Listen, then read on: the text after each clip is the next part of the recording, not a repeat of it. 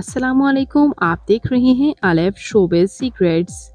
आज की इस वीडियो में मैं बात करने जा रही हूँ कॉमेडी स्टार शकील सिद्दीकी के बारे में। शकील सिद्दीकी ने पहली बार अपनी बीवी दिखा दी। उनकी सादा सी बीवी देखकर आप भी हैरान रह जाएंगे।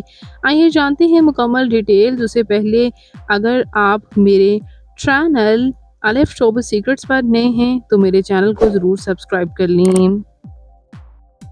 व्यूअर्स, यूँ तो काफ़ी अदाकार ऐसे हैं जो कि खुद जैसे भी हों, लेकिन उनकी अहलिया बहुत ही खूबसूरत होती हैं और बड़ी गुड लुकिंग भी।